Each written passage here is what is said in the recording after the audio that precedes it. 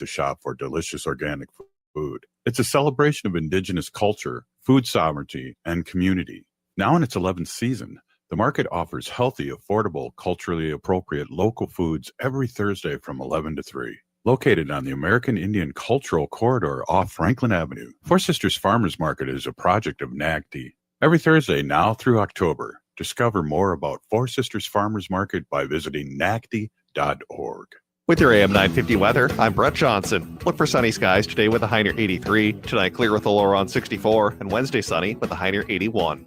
Since 1984, Cafe Latte has been serving up the freshest baked goods and modern comfort food in a cafeteria setting. Their menu is prepared with the best ingredients available. Cafe Latte is a leader in sustainable dining, composting their food and paper waste along with recycling everything they can. Located off Victoria and Grand, more at cafelatte.com. Portions of the following program may be pre-recorded.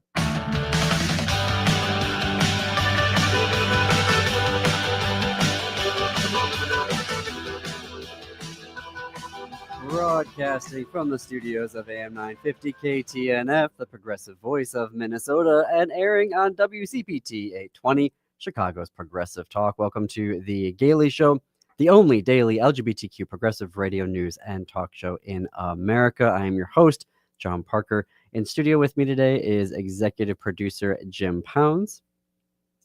Hey, y'all. Oh, you got to talk into your microphone. I was just talking to you. Oh, okay. Well, there we go. In the control room today, Patrick. How are you doing today, Patrick? Oh, doing pretty well. How are things in there? It's a gorgeous day out today. Thank you for the weather. Oh, you're welcome. I'm glad I have total control over that. I know. I really appreciate it. All right. If you are listening in the 2 p.m. Central Hour, we can take your calls, but also I'm so happy that the State Theater, Hennepin Arts, is being so gracious to us about the upcoming show Friday, July 11th at 6:30 p.m. Hidden Brain. It is often the number one science. I didn't know this, actually. I found this out today. Hidden Brain is often the number one science podcast in the U.S., hosted by veteran science journalist Shankar Vedantam. You've heard him on NPR's Morning Edition and All Things Considered. He does this tour after 10 years of the podcast being on the air about what he's learned on the show. And it's a show that's for folks who haven't necessarily listened to the podcast, but because of that, folks who have listened for a long time will hear new material and new things they will learn. He developed what he's calling 7 key insights from 10 years of doing the podcast and learning from experts about the brain and neuroscience and how it's going. I mean, tickets are usually $50,000. They're $50,000. No, Wow. They're usually $50.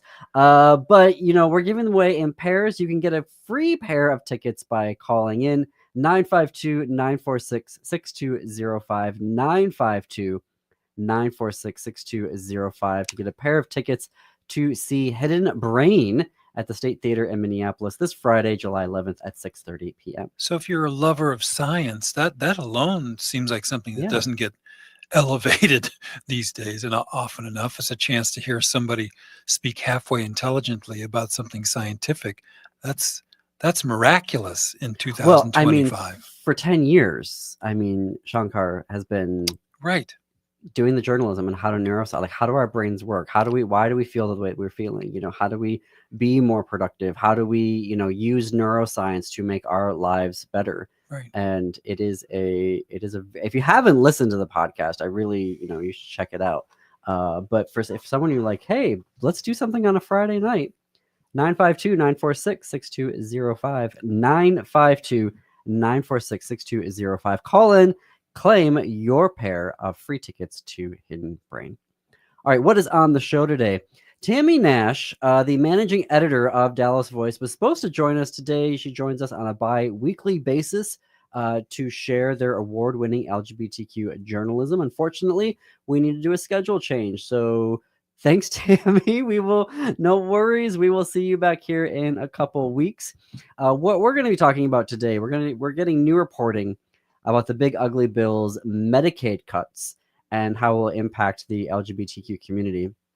And as we begin to dive into California Governor Newsom's budget negotiations over the past 2 months with the legislature, he continues unmaking friends and revealing what kind of very conservative presidential campaign he may run. And I may be ready to call it, he may not be a friend of the LGBTQ community anymore when you see his proposed cuts. Plus, Israel destroyed Iran's Evin prison with its airstrikes, and in the process killed French nationals, political dissidents, and 100 trans people who were incarcerated by the Iranian regime. It's shocking, and it's devastating to see the folks who were incarcerated there by the regime, who would be, they're French nationals, they're trans folks. These are people that are being wrongly incarcerated by the government. I don't want to get into it yet, Jim, but we're going to talk about that story in the second half of the show. The Wisconsin Supreme Court has upheld the ban on conversion therapy that Governor Evers' administration pursued a year ago. But up first, we want to talk about here in Minnesota, State Senator John Hoffman has been released from the hospital. He is now recovering in a transitional care unit. Senator Hoffman and his wife were shot multiple times, 17 times between the two of them, he 9, by Vance Luther Belter, who allegedly came to their house at 2 o'clock in the morning on June 14th, pounded on their door, claiming to be a police officer, and then opened fire on them. Belter is currently held in jail without bail, facing federal and state court charges for murder and attempted murder. At a hearing last week, he said he looks forward to the facts about the 14th coming out. Can't wait to see what that's going to be, what he's going to spew as part of his defense. But very glad to see that Minnesota State Senator John Hoffman has been released from the hospital and, according to AP News, is now recovering in a transitional care unit. All right. Next door, for both of us, actually, our next door neighbors in Minnesota and Illinois, Wisconsin. So the Supreme Court has now, this week, given a ruling. It's not just related, though, to a conversion therapy ban, but let's talk about that first. So the conversion therapy ban. Conversion therapy is a discredited practice, right? Practitioners, those who do it, believe they can change the sexual orientation or gender identity of a patient. And of course, after decades of research, which included electroshock therapy, right, at one point, researchers and scientists and doctors have all agreed it doesn't work. Illinois was the 5th state to ban conversion therapy back in 2015. In 2023, Minnesota became the 21st state to do so. Now 23 states and the District of Columbia have banned it. Wisconsin now joins that. Already a dozen communities across that state had banned conversion therapy. The Wisconsin Professional Licensing Board for therapists, counselors, and social workers had determined that conversion therapy was unprofessional conduct, and by doing so was going to prevent therapists, counselors, and social workers from doing it. But the legislators, Republican majority, Joint Committee for the Review of Administrative Rules, blocked them from doing that twice. The committee is in charge of approving state agency regulations, but Governor Evers sued and said argued to the court that the committee was blocking the governor's constitutional powers, and the court agreed. In the ruling, Chief Justice Jill Karofsky wrote that the legislators' illegal actions alters the legal rights and duties of the executive branch and the people of Wisconsin. Now, the committee, this just wasn't about a conversion therapy ban. The committee was also blocking the Department of Safety and Professional Services, who were updating commercial building code standards, and they were also blocking ethic rules for social workers and professional counselors, marriage and family therapists. According to the Associated Press, there were other rules the committee was blocking related to vaccine requirements and public health protection. So this ruling is actually a limitation on the legislature's power, which is very interesting because Wisconsin's maps were state legislature maps were one of the most gerrymandered in the country. And last year, they were forced to implement new maps because of a new liberal majority on the Wisconsin Supreme Court. And while Democrats gained 10 assembly seats in the House under the new maps last November, Republicans still have a majority, 54 to 45. And the Democrats closed the gap in the state Senate, but the Republicans still control it 18 to 15. And The Republicans have done everything they can to block Governor Evers, a Democrat. And on statewide races, and Jim, I know you track this much more than I do, the Democrats have a better chance of winning on statewide races compared to legislative races. So Supreme Court races, governor's races, other statewide things, attorney general, etc. They can win if they show up. But the legislature remains the problem. So the fact that the Wisconsin Supreme Court has determined that the legislature has been going too far and violating the state constitution, I think is really important, right, Jim? I'm not sure that I do see the significance of that. I thought they were going to keep the House of Representatives districts the same, that they rejected the idea of the. I'm talking about the state maps. Oh, okay. Yeah, the state maps were redone a couple of years ago, right? So my question to you is the Supreme Court's ruling to rein in legislative powers, to rein in the legislature, to stop constantly blocking what the Governor Evers was doing.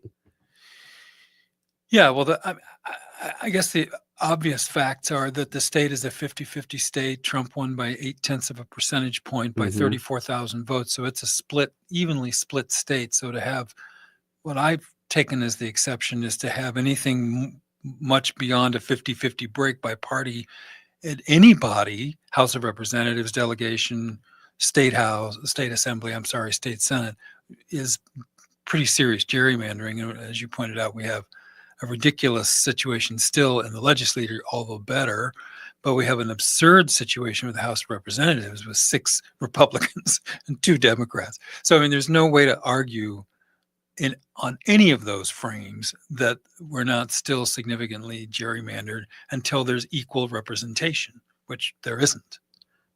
Not all of so I didn't realize in Minnesota, all of the seats come up all at once, right, for the House and the Senate. But I'm not sure. The House does, yes, and the Assembly does in Wisconsin too. And then it's there's some sort of rotation where some of the state Senate seats in Wisconsin come up every 4 years, but they don't all come up staggered every 4 years. They're staggered. Yeah. But I mean, why wouldn't you?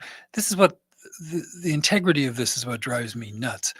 When you're trying to not make things fair to give yourself an advantage, I don't care who's doing it, it's wrong. Mm-hmm. I mean, if a Democrat does it, it's wrong, as far as I'm concerned. Give fair representation and then battle on the issues, and we will win 80% of the time. I think because the Supreme Court has said that gerrymandering is A-okay. Yeah, which is absurd. I think that tactically, I think Democrats and progressives should pursue it and gerrymander to their advantage, but only in the event that once they gain power, they can then make the maps more neutral and balanced again. Yeah. But this idea that you're going to win on the idea that, Democrats always want to win the argument and Republicans always want to win power. And that's why Democrats never seem to have the power to enact the things that they want to do. But I think that it's very, the Supreme Court reining in the legislature's powers and prohibiting them from constantly blocking the governor, I think is a win today. They also finally overturned the state constitution ban on abortion in Wisconsin. But to your point, a liberal majority, 4-3, said that they weren't going to look at the congressional maps, which is really, really problematic. Mm-hmm. We're going to take a break here. When we come back, more news and analysis. You're listening to The Gailey Show.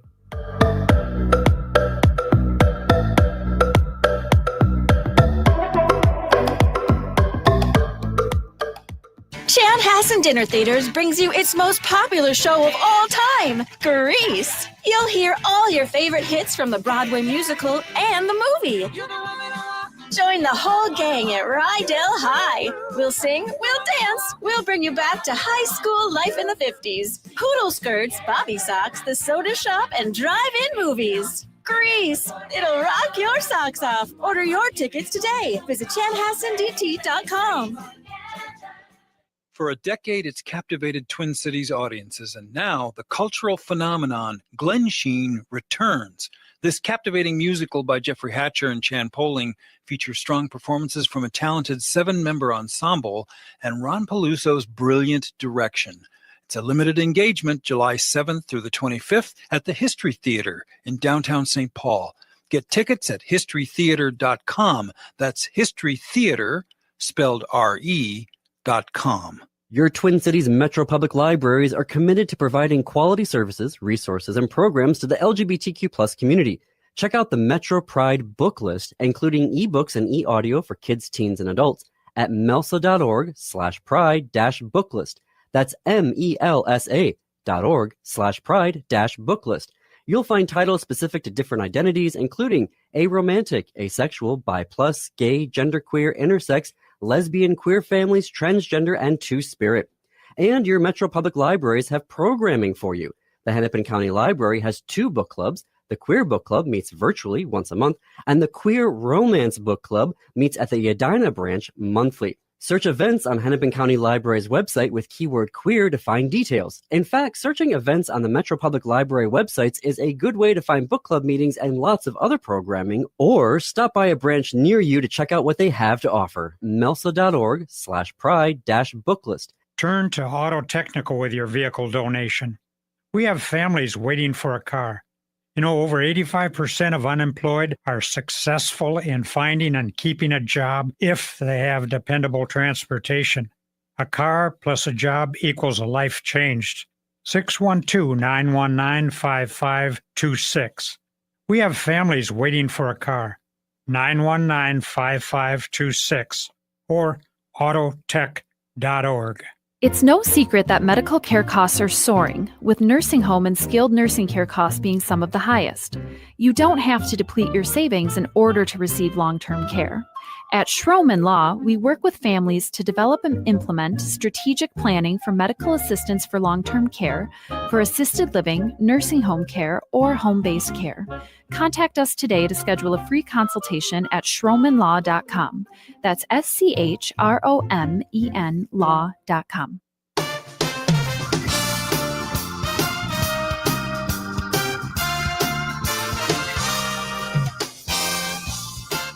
Welcome back to the Gailey Show. I'm John Parker. We're coming up on the bottom of the hour. If you're listening in the 2 p.m. hour Central, we can take your calls at 952-946-6205, 952-946-6205. Also very grateful to our friends at Hennepin Arts who are giving away free tickets this Friday to Hidden Brain at the State Theater in Minneapolis. Hidden Brain being one of the #1 science podcast in the U.S. And so you can claim your pair of free tickets by calling 952-946-6205, 952-946-6205 this Friday, July 11th, 6:30 p.m. at the gorgeous State Theater in downtown Minneapolis.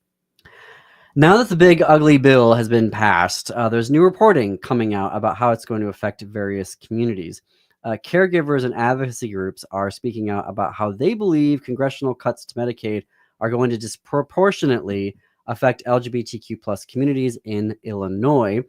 Illinois News Connection Judith Rees Branch has new reporting for us on that. Advocacy groups are speaking out about how they believe congressional cuts to Medicaid will disproportionately affect LGBTQ plus caregiver communities in Illinois.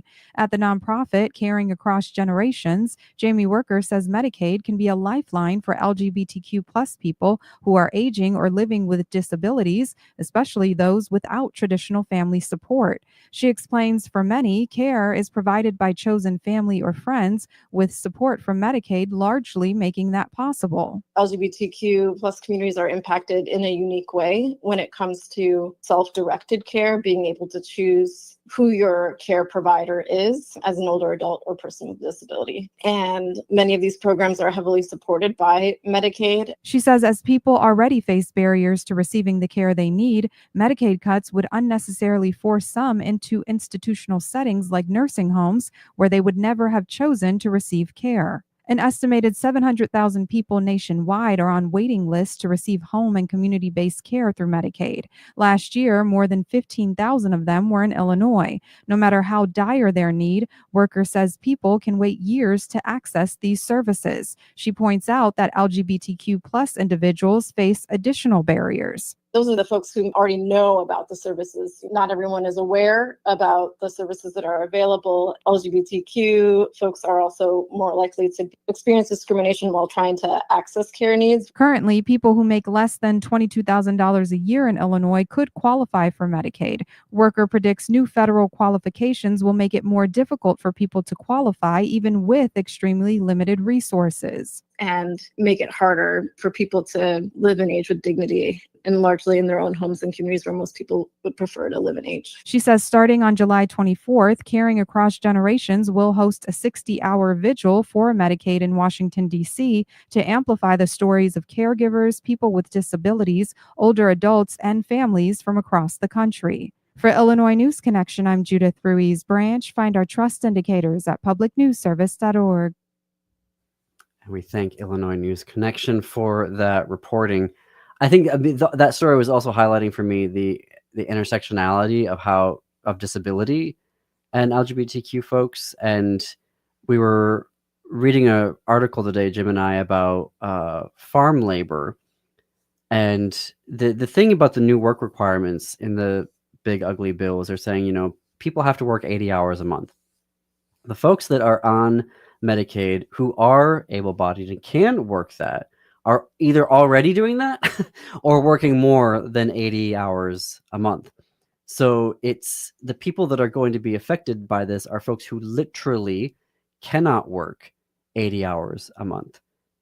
And today, I don't know, Jim, if you want to share this story about the farm laborers. Well, I think the people in this administration are demonstrating the problem with having business people run government. That is, people in government understand that there are a lot of different circumstances that exist out there. And I think there's a black and white thinking in business where you just say profit rules and everything else serves that. And in government, it's a little more chopped up and a little more messy because there's some people who are, as you and I've talked, caregivers for somebody else. So they're, yes, perfectly able-bodied, but their person requires 24-hour care to keep them in their homes, as the new service just said. That person isn't available to go work, even though they're able-bodied. So it says there's a more nuanced group of people. You, for example, are an entrepreneur and you're trying to run a business and you're working the time amount, but maybe not making as much money at the beginning of your businesses or for who knows how long when you're trying to get a business going. So that's a nuance that these people, and this woman who's the agriculture secretary, amazingly to me, has no background in food manufacturing, agriculture, except that she grew up on a farm when she was a little girl. That's her whole frame of reference. And she said, well, people can just get out and, get these able-bodied people on Medicaid out on the farm and and she also talked about technology, you just getting robots out there to work on the farm. That's what a little child thinks, little unsophisticated child thinks. The story is that the agriculture secretary, Brooke Rollins, said that the deportations on farms will continue in full force. And that now that how did she put this? She said that because of they're going to get all of the undocumented folks off of Medicaid, and now there are also her figure is there's now 30 million people, 34 million that will be able to work the fields because of the new work requirements. So get out there. People already have their jobs and are working 80 hours a month or more and are using Medicaid. So basically what that means is, grandma and grandpa can go out into the fields or, Yeah, this is farmers, they had better come down on this administration with both feet and with their tractors, because these are little children in these big positions. You have a little child as president, you have a little child as the agriculture secretary, you have a little child as the health and human services, who have the sophistication of someone in, not ready to go to middle school yet. That seems to be their frame of reference of the world. Well, it's simple. It's A or it's Z, and they see nothing in between that. And it's so frustrating that they're going to learn how unprepared they are, and they use all of us as their guinea pigs. It's not only insulting, it's going to be threatening to our lives. Well, it also I don't even know what at this point. I'm just so exasperated because they were all chanting and holding the signs last year. Mass deportations, mass deportations. And we were all on this side, like all of the voters for Harris Walls were like, you realize what that means, don't you? Yeah. Like No idea. everybody. They want to go for everybody. When you say mass, and they're like, no, it's only the criminals. Well, you're saying 15 million people. You're telling me that's You think there's 15 million criminals? Yeah. It's like the same. so now they're all shocked, I tell you. Yeah. Why are they taking my workers? And then you're also sitting there and going, wait a minute, you are also creating the problem because you're refusing to file for the visas, Right. the temporary work visas. Anyway, obviously we will be continuing to cover that story. When we come back, we're going to be talking about California Governor Newsom, not a friend of the LGBTQ community, not anymore. You're listening to The Gailey Show on AM 950 and WCPT 820.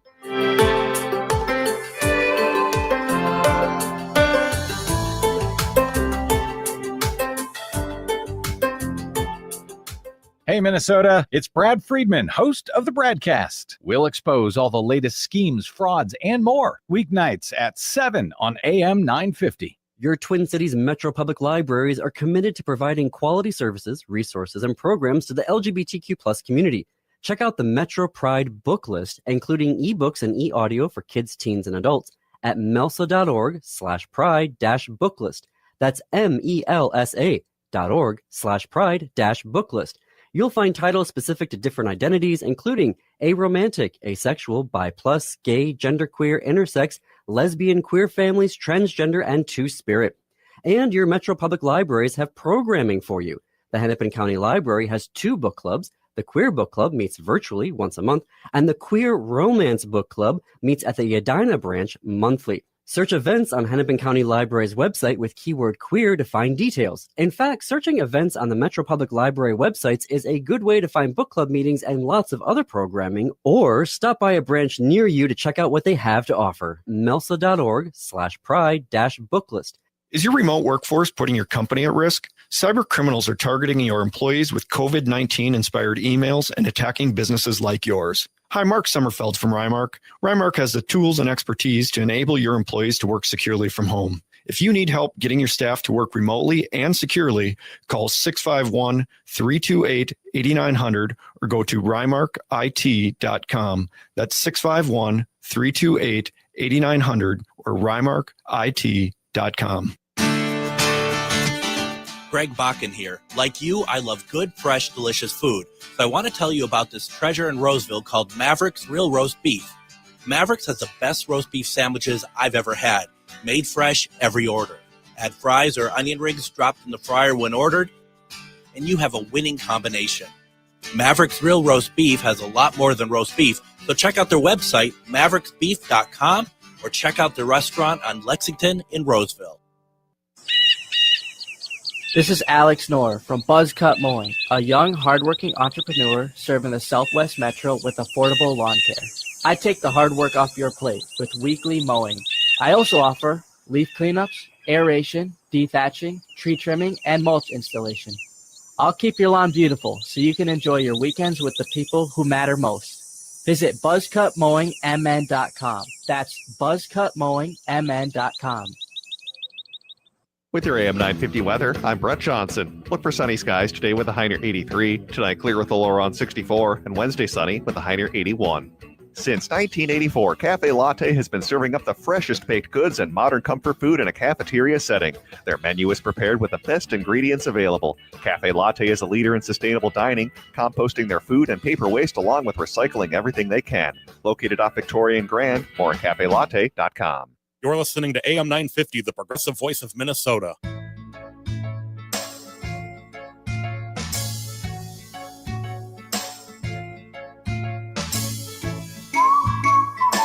Welcome back to the Gailey Show, coming to you from the studios of AM 950, KTNF, and WCPT 820, Chicago's Progressive Talk.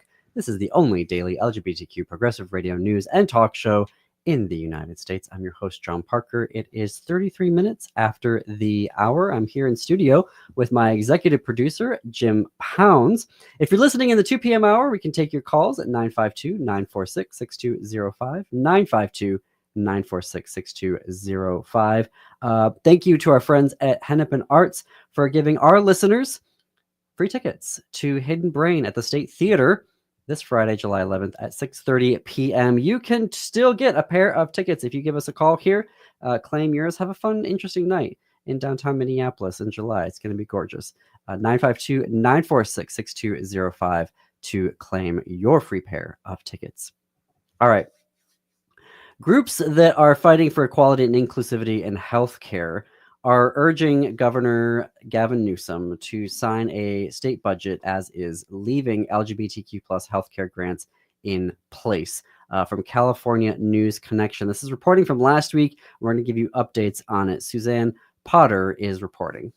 Groups that fight for equality and inclusivity in healthcare are urging Governor Gavin Newsom to sign the state budget as is, leaving LGBTQ plus healthcare grants in place. Newsom has until Friday to sign a balanced budget that closes the $12 billion deficit.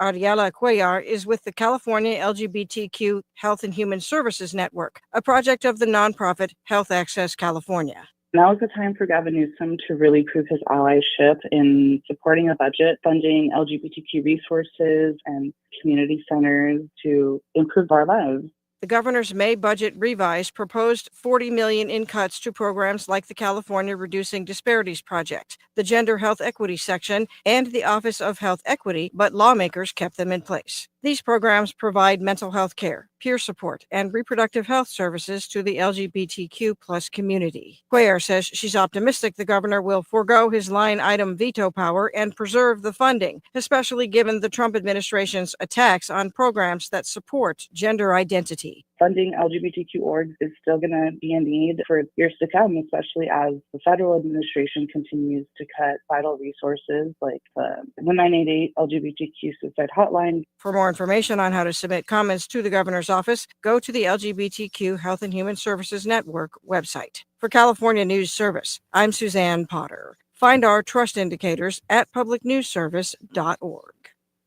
And we thank Suzanne for that reporting. Again, that was from last week to set up the conversation I want to have right now about that budget. So you can't send comments specific to that budget right now. Governor Newsom did sign that budget deal with the legislature. But the thing I want to break down here, as we are looking to a potential presidential run from Governor Newsom, is that budgets are not just columns of numbers. They are value statements. And I think Governor Newsom has been revealing what his values are all year long, particularly as it relates to the LGBTQ community. But if folks are thinking of Governor Newsom as being some big liberal Democrat who's going to run for president, I think we may need to rethink that sooner rather than later, like right now. In his budget proposal that he came out with, he had a 25% cut to the youth job corps.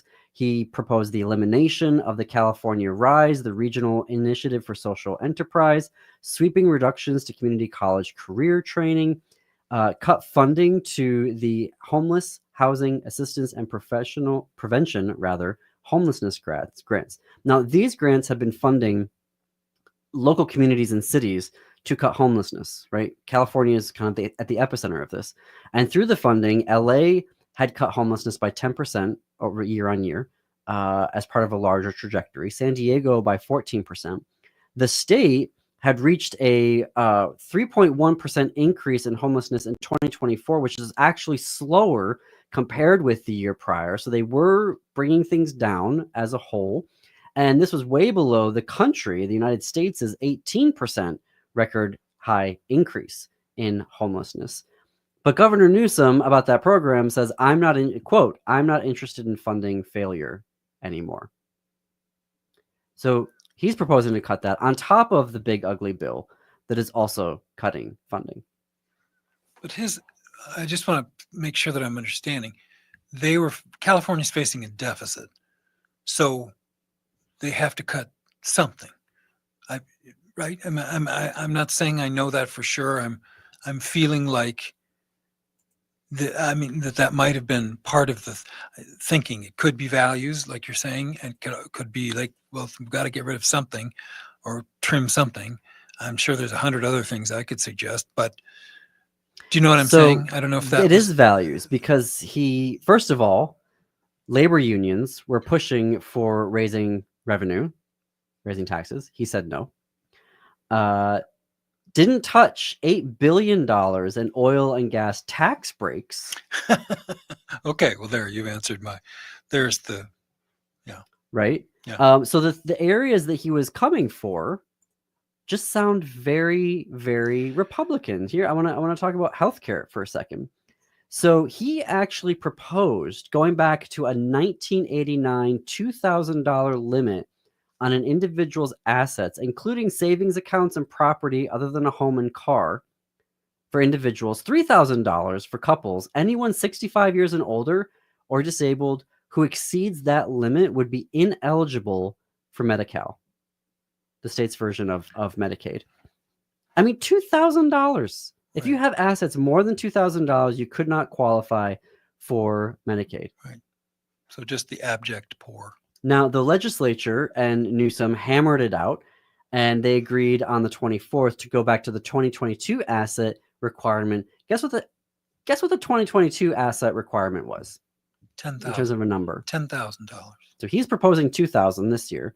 You're saying it was $10,000. The 2022 number was $130,000. Well, I can see where that might be over. Newsom proposed freezing Medi-Cal enrollment for immigrants 19 and older who do not have permanent legal status, cancel dental care, and implementing a $100 monthly copay. Right. Now, the thing is about this, and we did this here in Minnesota, where we said, adults can no longer, undocumented adults cannot have sadly Medicaid here in the state of Minnesota. Yes. Took away that coverage. Literally just started in January. Yep. They took it away. Yep. For kids, still there. But they were pressured into doing that by the Republicans, because the Republicans also have, it's split right in the legislature right now. So they were forced to do that. You didn't have that situation in California. It's a Democratic legislature and a Democratic governor. Right. And to sit there, and the thing that gets me about this, because I remember the debates here in Minnesota about why we needed to extend Medicaid in Minnesota to undocumented people, and why people are doing it across the country, is that everybody needs medical care, right? People who don't have health insurance don't not go to the hospital. They don't not go. I mean, these are double negatives here. They go to the ER. They need medical care. They go and do these things. I think what's true about Newsom, in my opinion, is less that he believes in anything in particular than he is a more typical politician that says, well, trans people aren't popular, so screw them. Well, immigrants, are not popular, so screw them. That seems to, and I'm not saying Walz is immune from that either. The whole idea is, who are the scapegoats that we can take something from that we're going to get the least heat for, as opposed to, this is what I believe in. I would feel better if Newsom seemed to believe in something. Yeah. Mm-hmm. But these are all these things here are conservative things. Yeah. I mean, the things that Yeah. I'm reading here, and Yeah. when I'm looking at his budget, I'm like, did he become a Republican then overnight? Because when I look at his budget proposal, it is all Republican initiatives. And the thing is that when you take undocumented folks off of healthcare, it actually, you're shifting the burden to emergency rooms, to local hospitals, to communities. So you're just saying, we're not going to pay for it anymore. You all are going to pay for it, So which does not make economic sense. As a whole, it creates such an economic burden for the state, Minnesota, California, whoever is doing it. It's actually more cost effective to do that. But when you sit there, and in the very same month that you have this big ugly bill, which is such fiscal malfeasance, by giving all of these tax cuts, and when you're facing a deficit in California and you're like, no tax increases are on the table. Right. Well, I think a lot of people are falling into the conservative trap, thinking, oh, that's what everybody wants. Well, yes, that's what 30% of the people want. So if in your mind that's everybody, then go back to school, because that's not the majority of people. The majority of people don't support any of these things that are being done, but they're trying to, like a totalitarian government, they're trying to impose that, lie about it. A good example was that the Texas storms, just to bring that up, they were saying, oh no, those layoffs in the National Weather Service hadn't happened yet. All of the layoffs that Dumbbell imposed were in the hundreds of thousands, were immediate. So they're actually lying about that to cover their tracks. Do you know what I mean? I just don't see it's a why whole philosophy based on dishonesty now. But yes, and you're taking it to Texas. I want to come back to this idea that the answer to all our problems are tax cuts or no new taxes. And it's like, so we're just going to cut all the spending. Well, that is a Republican standpoint here. It's amazing to me that Mamdani, the Democratic candidate for mayor, New York mayor, is like, you know what? Look across the bay here, or the river. Why aren't we doing the same tax rates for corporations that New Jersey has? Yeah. You can't tell me that it won't work here in New York City, because they're doing it literally across the water here in New Jersey. He's talking about raising revenue. Now in Minnesota here, it was really tricky because, the Republicans gained more seats in the legislature than they should have last fall. But it is right. It is what it is. Sure.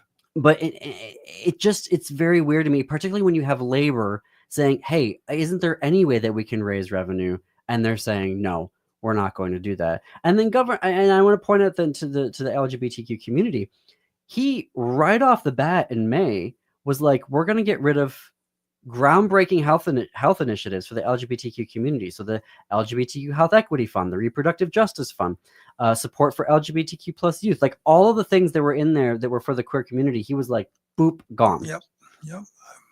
And it was the legislature that had to go in and restore those funds. And this is on top of the fact that earlier this year, he was sending his staff to the legislature saying, do not send me any more LGBTQ bills, especially trans bills. Right. He starts a podcast called This is Gavin Newsom, where he's palling around with MAGA people, Steve Bannon, Charlie Kirk, saying, aren't those trans people terrible?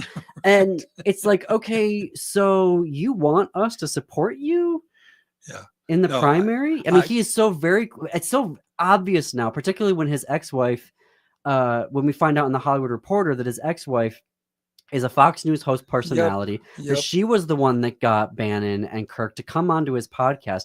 It's almost like he's trying to position himself as, well, yes, I'm a California governor, and you think we're all liberals over here, but I'm actually conservative. Look how I was, treating the trans folks, and this is how I was kicking off the undocumented people from healthcare, and look at me. You can vote for me, MAGA. It's like, are you kidding me right now? I don't think he can get the nomination from the Democratic Party if he tried. I don't think there's a chance. He has to get through the primary. Nor does he deserve it, frankly. I mean, he would have to get through the primary.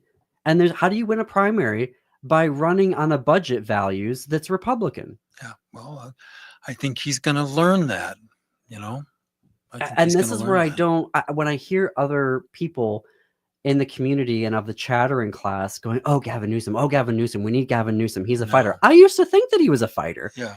I used to believe that. And now all of a sudden, it's like he's decided, no, I'm dropping you all. I'm not fighting for you anymore. Right. I got to bring in MAGA voters. Yeah. And it's like, you're not going to bring in MAGA voters. This is the thing that drives me nuts. Right. You're not going to find MAGA voters. Nope. Lesson to be learned. Yeah. All right. We got one last break, but still lots more to get to here on The Gailey Show. Keep it here. We will see you on the flip side of this break.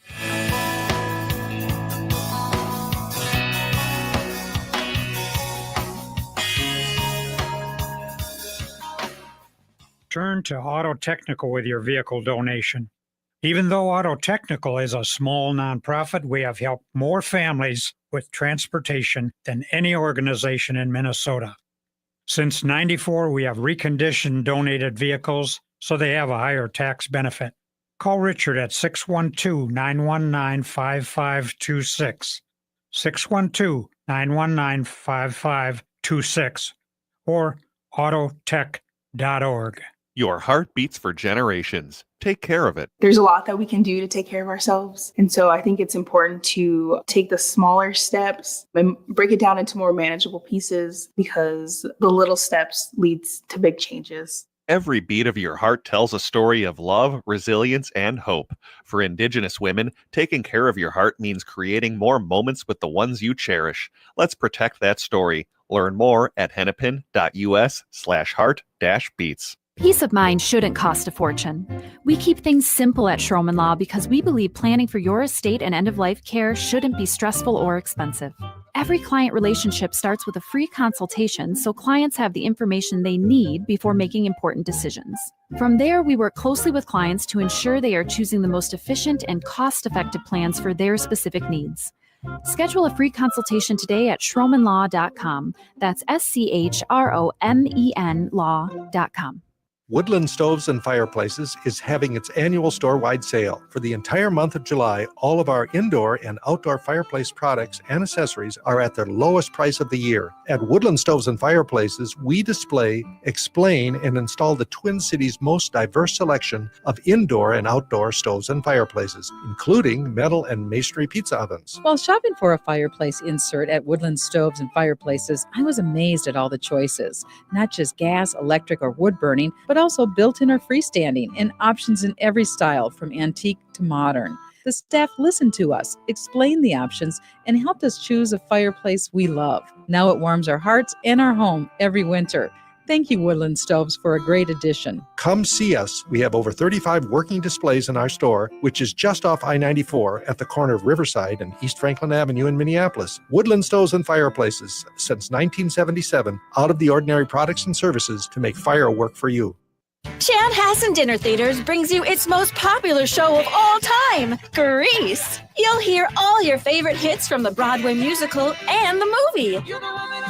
Join the whole gang at Rydell High. We'll sing, we'll dance, we'll bring you back to high school life in the 50s. Poodle skirts, bobby socks, the soda shop, and drive-in movies. Grease, it'll rock your socks off. Order your tickets today. Visit chanhassendt.com.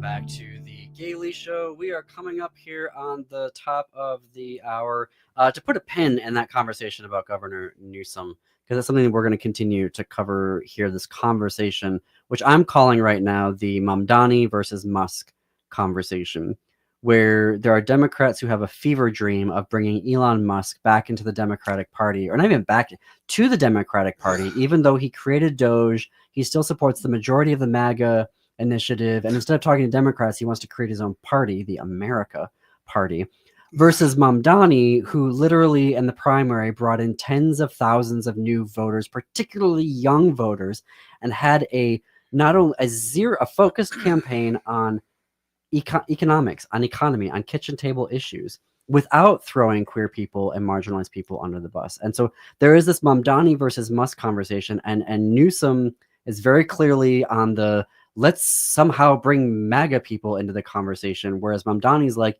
let's bring new people into the conversation because it's just not worth it trying to get MAGA. But that is going to be an ongoing conversation that we'll continue to cover up until the primaries, or the midterms rather, next year, and then through to the presidential primaries. I want to talk about a story very briefly that is just in Iran. There is a prison, a horrifying prison, Evin prison, Evin. There is, political dissidents are put there. Trans and gender nonconforming are incarcerated there by the regime. So political prisoners, foreign nationals, French foreign nationals that I know for sure through the Agence France Presse. Israel, as part of their 12-day war with Iran, did a strike on the Evin prison. and over 100 trans and gender nonconforming people are missing now or presumed dead because of this airstrike. And they are framing it as an act of liberation, even though the people who are dead now are human rights activists, medical staff, nearby residents.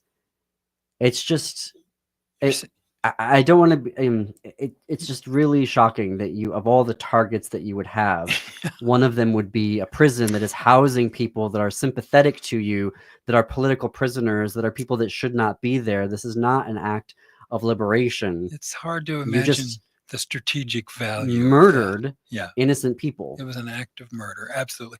And in that prison, backing up a little bit, the conditions were awful, deplorable. Deplorable. A trans man that had been in the prison said that they were kept away from sunlight. They were kept virtually in the dark or artificial light 24 hours a day. And the only way he ever saw the sunlight was when he was sent to the infirmary. So these are medieval, inhumane, and I'm blaming Iran 100% prison conditions for putting people there, journalists, and keeping them in these horrific conditions, horrific.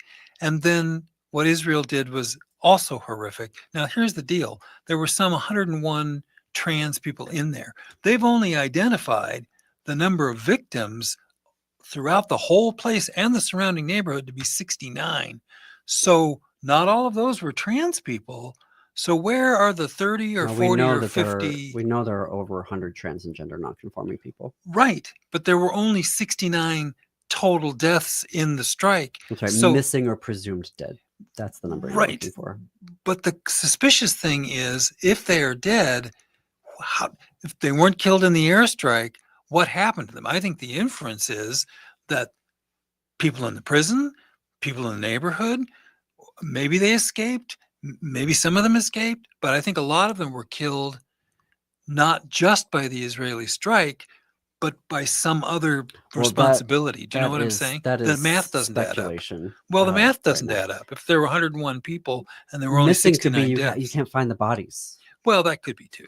Okay, because the trans ward, quote unquote, was flattened in the attack. Yeah, I think it was largely underground. But so maybe they all died and they just can't be determined. Yeah. It's a tragic situation. Yeah. It's inhumane is what it is. Yeah. All right. Wanting to end the show rather on a more upbeat note. Okay. So there is a new episode of This Queer Book Saved My Life that dropped today. The guest is Paul Cram. Why we're going to bring up Paul Cram is that he's also going to be here on the Gailey Show this Friday. Paul is a Twin Cities-based character actor, but also the founder of Men Who Read, a nonfiction book club that has over 85 book lovers as part of the coalition. And these are straight guys who identify as straight, trans, gay, bisexual, etc. So we're going to be talking with him on Friday about their book club and what they do and how they've started it and all about that, because we love Men Who Read. But the episode today on This Queer Book Saved My Life, he and I are talking about the book Christianity, Social Tolerance, and Homosexuality by John Boswell. This book is credited with launching the LGBTQ academic studies, right, as sort of a field, as sort of a precursor. It got all of these books sort of started. Boswell is credited with that. But also, he really does a meticulous job in the book by pulling in dozens of sources to show how the early church was actually much more affirming of LGBTQ people, and they were even blessing gay marriages. Well, yeah, I think what was interesting about your conversation with him, knowing your background and not knowing his, was that I think people hear the word religion and they're afraid, I don't want to hear about that. This is actually very questioning of organized religion. Yes. So don't let that name put you off. If you want to get into the criticism of organized religion, this will be an episode you'll like. Yeah, you can find it everywhere that you stream your podcast. And thanks everyone for listening and or watching today on YouTube. Up next on WCBT 820 is Choose Views with Richard Chu. On AM 950 Radio, it's the Matt McNeil Show. Stay tuned after that for Native Roots Radio, and then Step into the Unknown with Greg Bakken on Ghost Box Radio at 10 p.m. Central. Connect with us on Blue Sky. We're at thegailyshow.org on Blue Sky. And until tomorrow, keep it queer, America. Keep it queer.